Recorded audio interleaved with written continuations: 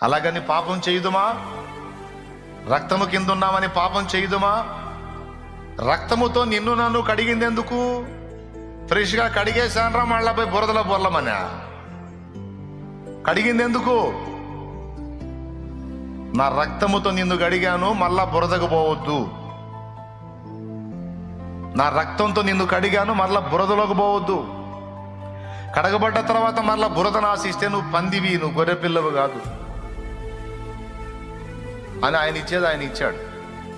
అయినప్పటికీ నీ ఎక్కడన్నా నీ ప్రయాణములు ఎక్కడన్నా నీకు మరకంటితే, మురికంటితే, బురదంటితే, అంటే ఏదన్నా దోషము నీ వల్ల నీకు తెలిసి తెలియక జరిగితే భయపడవద్దు. శత్రువు వస్తాడు, నిన్ను శోధిస్తాడు, కృంగదీస్తాడు, కృంగిపోవద్దు. మరేం చేయాలంటే ఇదిగో నా రక్తమును ఆశ్రయించి కడిగేసుకో. రక్తం ఉంది కదా అని పాపం చేయొద్దు. పొరపాటున పొరపాటున పొరపాటున పొరపాటున జరిగితే నా రక్తము నీ కొరకుంది, రక్తం ఉంది కదా అని పరితెగించొద్దు. రక్తం ఉంది కదా అని విచ్చలవిడి జీవితంలోకి వెళ్ళొద్దు.